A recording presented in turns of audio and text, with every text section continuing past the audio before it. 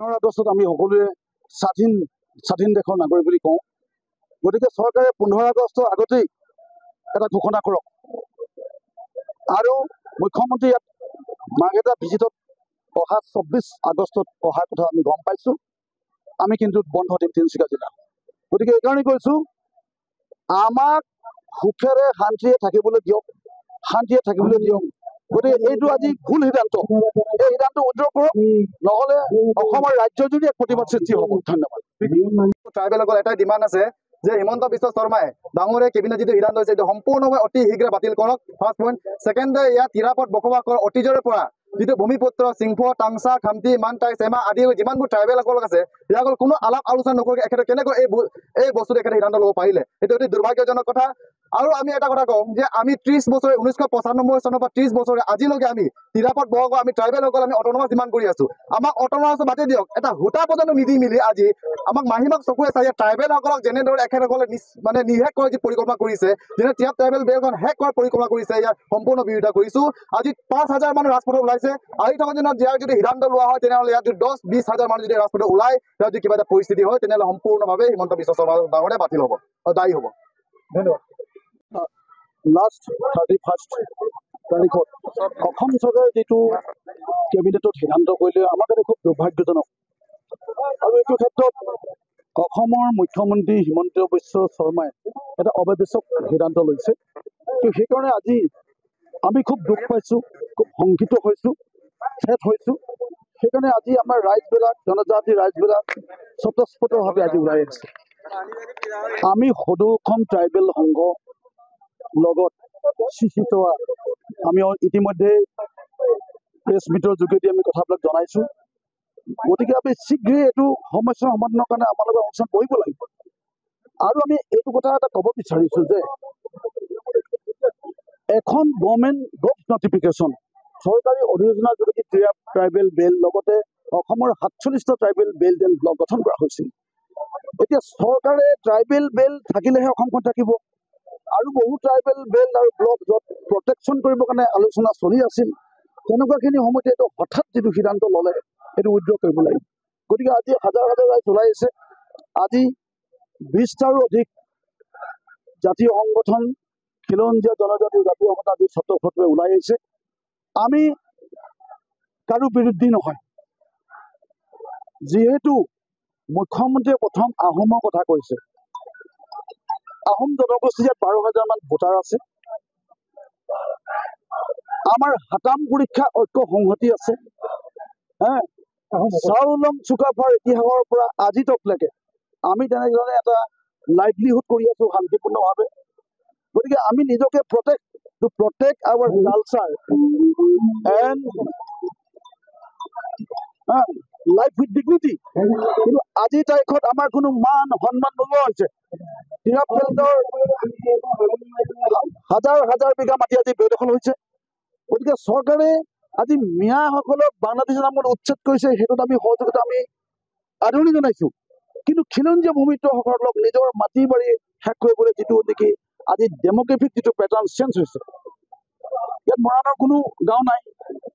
তেওঁলোকৰ লগত আমি যোগাযোগ কৰিছোঁ, মোৰ চাৰ্জমেণ্ট কোনো গাঁও নাই। আজি 6 জনজাতিয়ে জনজাতিখন বিচাৰি আছে।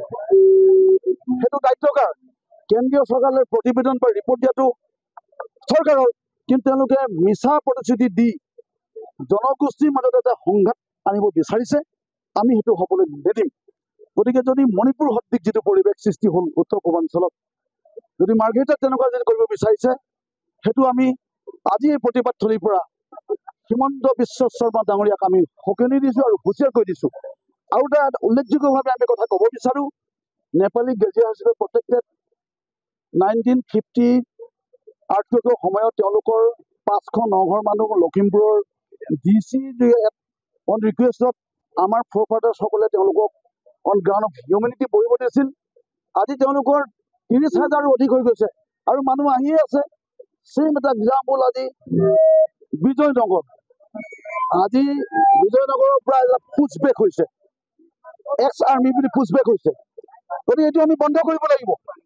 সেই দায়িত্বটো হৈছে নেপালী বা গোৰ্খা জাতীয় সংগঠনে ঠিক কৰক। আমি এটা কথা কৈছিলোঁ, আমি এটা কথা কৈছিলো যে ইতিমধ্যে হাইকোর্ট গুৱাহাটী হাইকোৰ্টৰ এটা পিএল চলি আছে ৰাজীৱ কুমাৰ বৰাৰ UPI সেই সময়ত আমি সৰ্বানন্দ সোণোৱাল আছিলে সেই সময়ত আমি ভাস্কৰ শৰ্মাৰ লগত এটা কথা আলোচনা কৰিছিলো আজি মাৰ্ঘেৰিটা সমষ্টিৰ বিধায়ক ভাস্কৰ শৰ্মা দেৱে 10 বছৰ শাসন কৰিছে কি কৰিছে তেওঁ কয়লাৰ চোৰাং ব্যৱসায়ৰ বাহিৰেতো বেলেগ একো কাম কৰা নাই আপোনালোকে বিদ্যালয় যেহেতু আপোনালোকে সময়সীমা বান্ধি দিছে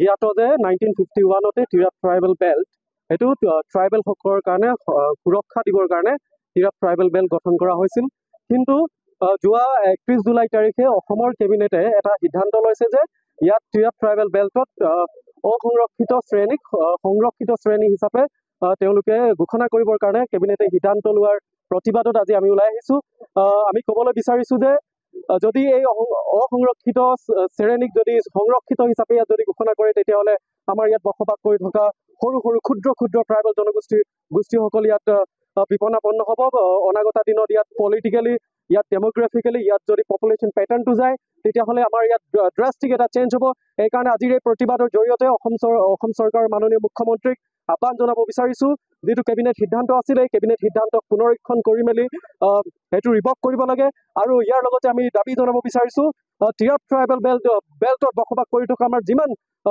আমাৰ জনজাতীয় ছাত্ৰ সংগঠন আছে বা আমাৰ ট্ৰাইবেল সংঘ আছে আমাক লৈ এটা মুখ্যমন্ত্ৰী লেভেলত এটা টক আমাক মিটিং মাতিবৰ কাৰণে মুখ্যমন্ত্ৰী ডাঙৰীয়াক আমি দাবী জনাইছো ট্ৰাইবেল বেল্টত আমাৰ জনজাতিৰ যিসকল ভাইসকল আছে আজি তেওঁলোকে ম্যাদীৰ পট্টা পোৱা নাই তেওঁলোকে যিখিনি ইয়াত আছে সিহঁতৰ আজিলৈকে মাটি বাৰীবিলাক এতিয়ালৈকে কাগজ পত্ৰ ঠিক কৰি দিব পৰা নাই আজি যিখিনি আছে তেওঁলোকে মানে আমাৰ নামফাইত আছে আমাৰ আৰু ইয়াত আছে যিসকল তেওঁলোকক আজিলৈকে ম্যাদী পট্টা দিয়াৰ দূৰৰে কথা তেওঁলোকে বহি থকা মাটিখিনিকো আজিলৈকে তেখেতলোকে মানে কাগজ পত্ৰ বা থকাৰ যিকোনো সুবিধা সেই সুবিধাখিনি আজিলৈকে কৰি দিয়া নাই গতিকে তেনে ক্ষেত্ৰত আমাক মানে আন্ধাৰত ৰাখি তেওঁলোকে কাৰ স্বাৰ্থত ইয়াত এটা ভেদাভেদ ৰাজনীতি কৰি এইখিনি মানুহক এতিয়া মানে তেওঁলোকৰ মাটিৰ পট্টা দিবলৈ কাৰণে ইমান এটা হুৰ মূৰ মানে সৃষ্টি কৰিছে আৰু এই যিটো জাতিৰ ভেদাভেদ সৃষ্টি এইটো আমি শান্তি সম্প্ৰীতি ইয়াত বজাই ৰাখিছো আৰু আমাৰ জনজাতিসকল সদায় শান্তিপ্ৰিয়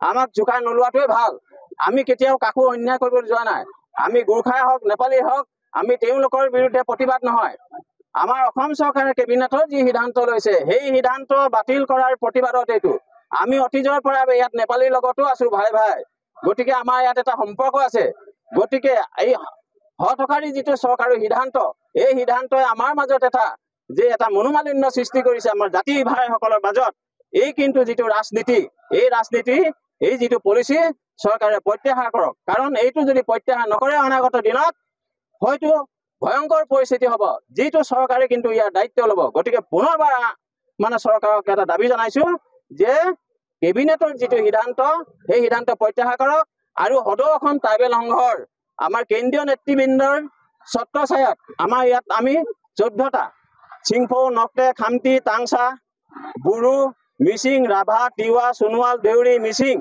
ইয়াত যিমানখিনি আমাৰ জনজাতি আছে সকলো আজি ইয়াত আহিছে গতিকে আমি প্ৰত্যেকটো জনগোষ্ঠীয়ে সদৌ অসম ট্ৰাইবেল সংঘৰ কেন্দ্ৰীয় নেতৃত্বত অসমৰ মুখ্যমন্ত্ৰীৰ লগত এটা আলোচনা হোৱাটো বিচাৰো আলোচনা টেবুলত বহিলে নিশ্চয় ইয়াৰ সমাধানৰ সূত্ৰ ওলাব গতিকে আমি পুনৰবাৰ মুখ্যমন্ত্ৰীক বিনম্ৰতাৰে অনুৰোধ জনাইছো আপুনি আৰু সংঘাত সৃষ্টি নকৰি আমাৰ এই মানুহখিনি মৰ্মবেদনা বুজক অতীজৰ পৰা আমি শান্তিপূৰ্ণভাৱে আছো হঠাৎ তেখেতলোকৰ এই যোৱা 31 তাৰিখৰ যি হঠকাৰী সিদ্ধান্ত ল'লে তাৰ কাৰণে আজি জনজাতিসকল জাগ্ৰত হৈ আছে আৰু জাগিব অনাগত দিনত কিন্তু তেখেতলোকৰ নিজৰ ক্ষতি হ'ব সেইখিনি আপোনালোকৰ যোগেদি কৈ থলো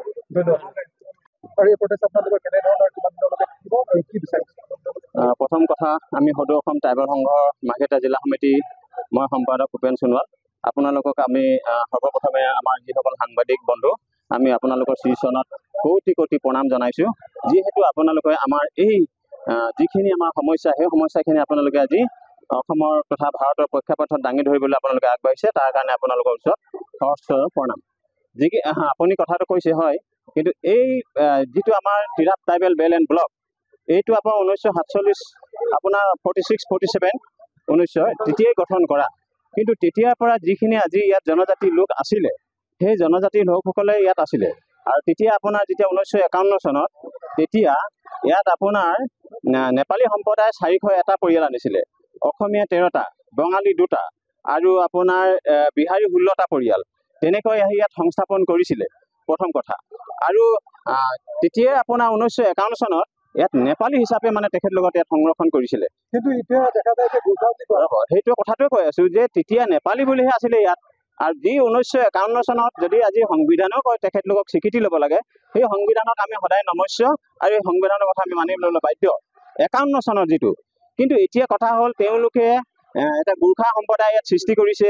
এতিয়া গোৰ্খা বুলি হ'লে আমি এইটো জানো যে অসম তথা ভাৰতৰ বিশ্বৰ বুকুত গোৰ্খা এটা ৰেজিমেণ্ট আছে, যিটো ভাৰতৰ বুকুত সদায় জিলিকি থাকিব আৰু সদায় সেইটোক আমি সদায় চেলুট জনাওঁ, যিহেতু আমাৰ দেশ স্বাধীনতাৰ ক্ষেত্ৰত সেই গোৰ্খা ৰেজিমেণ্টৰ এটা অৱদান আছে। গতিকে আমি গোৰ্খা ৰেজিমেণ্টক সদায় চেলুট কৰোঁ।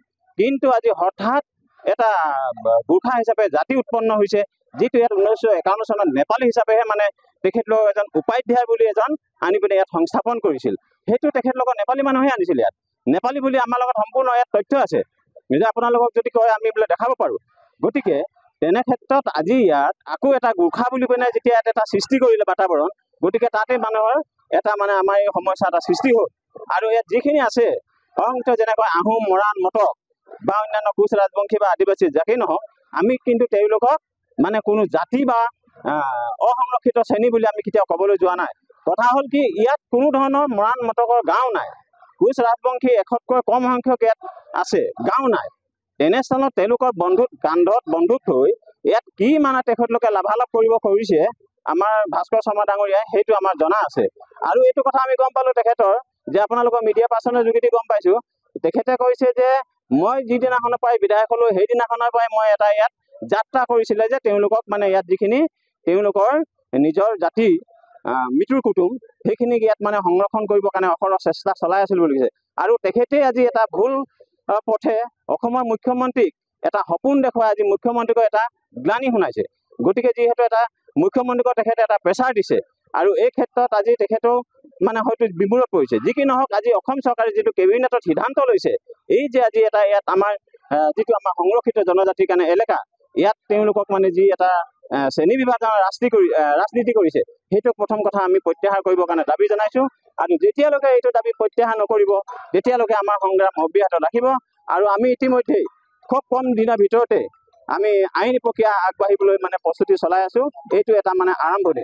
আৰু আমি ইয়াত যিসকল জাতি জনজাতি আমাৰ মাজত এটা আলোচনা হৈছে, এইবাৰ ভাস্কৰ শৰ্মাক আমি কিন্তু বিদায় দিবই লাগিব। আমাৰ কোনো জনজাতি অঞ্চলত তেওঁক আমি ইয়াত প্ৰৱেশ কৰিবলৈ নিদিওঁ। আমাৰ জনজাতিসকলৰ বুকুত থাকি, আমাৰ সকলৰ মাজত থাকি আমাৰ এই বুকুত কামুৰিলে। গতিকে আজি আমাৰ ইয়াত ঐতিহাসিকভাৱে যিটো এটা কথা ৰজাৰ পথ আছিল, সেই পথটো তেওঁলোকে আজি অধিগ্ৰহণ কৰিছে। তেওঁলোকে আমাৰ মানে ইতিহাস থকা যিবিলাক কীৰ্তিচিহ্ন সেইবিলাক মানে শেষ কৰিবলৈ ধ্বংস মানে কৰিছে। গতিকে আমাৰ জনজাতিসকলক এই টিৰাপাইট বেলত আমি যিহেতু সংৰক্ষিত আছিলোঁ, গতিকে এতিয়া আমি তেওঁলোকে আমাক ইয়াত উলংঘ কৰিবৰ কাৰণে ভাস্কৰ শৰ্মাই যিটো এটা প্ৰৱণতা চলাইছে, গৰিহণা দিছোঁ। আৰু তেওঁ ইয়াত বিধায়ক হোৱাৰ যোগ্য নহয়। গতিকে বহুত যোগ্য প্ৰাৰ্থী আছে, সেইটো আমি কিন্তু অসম চৰকাৰক এবাৰ ইয়াৰ পৰা দাবী জনালোঁ। আৰু ইয়াৰ লগে লগে এইটো কথা ক'ব বিচাৰোঁ, জনজাতিৰ মাজৰ পৰা এজন জনজাতি প্ৰতিনিধি ইয়াৰ পৰা এবাৰ এটা প্ৰতিবাদী কণ্ঠ থিয় হ'বই 2026 চনত, সেইটো কিন্তু আপোনালোকৰ যোগেদি কৈ থলোঁ। গতিকে ভাস্কৰ শৰ্মাৰ মানে তেখেতৰ ইয়াত ভাত উকলিল, মানে এই কথাটোকে আপোনালোকক ক'ব গৈছোঁ। আৰু এইটো কথা ক'ব বিচাৰিছোঁ, আমাৰ প্ৰতিবাদ অব্যাহত থাকিব যেতিয়ালৈকে আমাৰ সমস্যা সমাধান নহ'ব। যিকোনো খবৰৰ বাবে যোগাযোগ কৰক 7099017330 লগতে 7099017110 নম্বৰত।